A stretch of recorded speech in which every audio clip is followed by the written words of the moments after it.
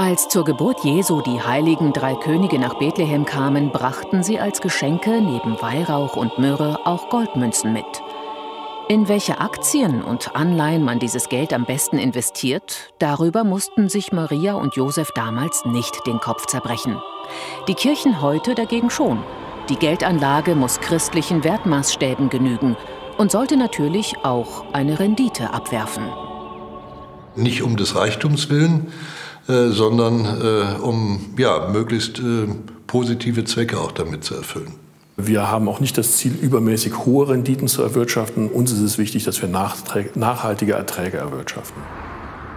Wir sind zunächst in Darmstadt, am Sitz der Evangelischen Kirche Hessen-Nassau, in deren Gebäude früher übrigens mal eine Bank untergebracht war. Heinz-Thomas Striegler leitet das Finanzdezernat der Landeskirche, die zuletzt Rücklagen in Höhe von 975 Millionen Euro ausgewiesen hat. Dieses Vermögen stecke vor allem in Anleihen, Aktien und Immobilien. Rendite sei nicht das einzige Ziel. Sicherheit ist ein zweites. Und seit verschiedenen Finanzkrisen der letzten Jahrzehnte wissen wir, Liquidität sollte auch noch ein drittes sein. Und wir haben halt hier für die Kirche als viertes ethische Nachhaltigkeit als Zielsetzung ausgerufen. Eine christliche Anlagepolitik schließt etliche Branchen und Staaten zunächst einmal aus. Evangelische wie katholische Kirche investieren nicht in Unternehmen, die zum Beispiel Rüstungsgüter herstellen, Tabak oder hochprozentigen Alkohol produzieren, Arbeits- oder Menschenrechte missachten, Tierversuche durchführen, Gentechnik anwenden oder fossile Energien fördern.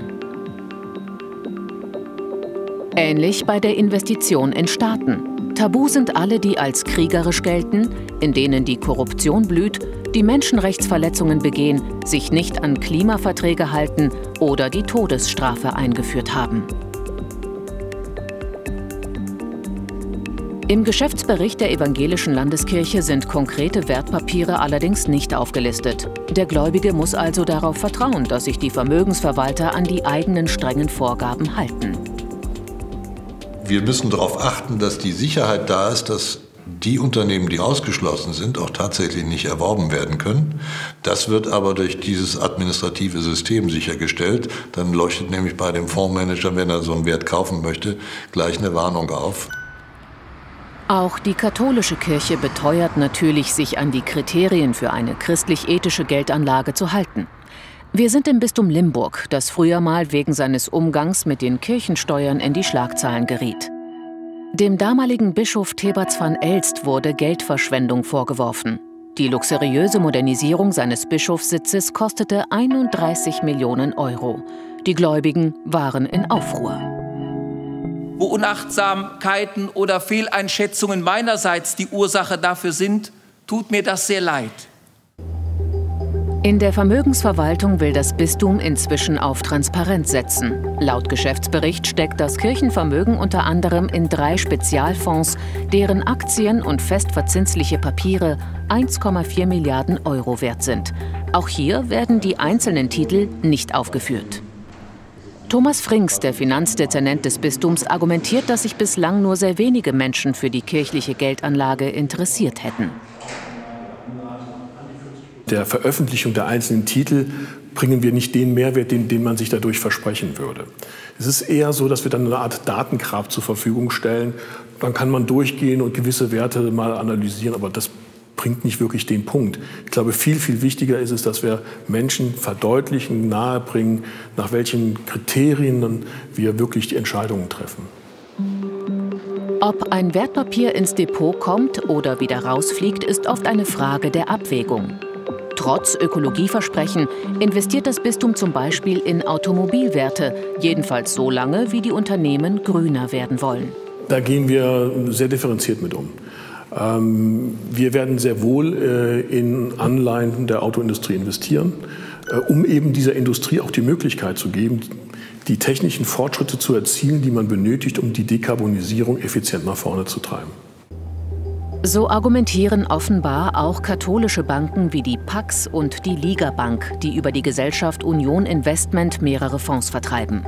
Die Auswahlkriterien legen sie mal strenger, mal lockerer aus. Neben einer BMW-Anleihe taucht das französische Unternehmen Dassault Systèmes auf, das Software auch für die Rüstungsindustrie entwickelt. Es finden sich Aktien von Alkoholherstellern wie Diageo und Heineken im Depot. Und genauso werden Erdöl-, Gasproduzenten und Pipeline-Betreiber aufgelistet. Was haben fossile Energien in einem nachhaltigen Kirchenfonds zu suchen? Michael Kobel von der Union Investment erklärt das unter anderem mit dem Wunsch nach einem diversifizierten, also breit aufgestellten Depot. Wenn ich im Portfolio auf kleine Spezialanbieter setze, die eben reinrassig dann eben auch nur erneuerbare Energie, die sie anbieten, dann habe ich natürlich auch ein erhöhtes unternehmerisches Risiko. Statt wenn ich auf einen großen europäischen Versorger setze, der eben schon sehr, sehr weit fortgeschritten ist in der Transformation, aber eben noch nicht alles abgeschaltet hat, was man nicht mehr haben möchte. Die Kriterien für die christlich-ethische Geldanlage werden regelmäßig überprüft. Vor gut 2000 Jahren haben sich Maria und Josef über das geschenkte Gold sicherlich noch gefreut. Heute fliegen viele Rohstoffe aus den Depots der Kirchen wegen problematischer Umwelt- und Arbeitsbedingungen in den Abbauregionen.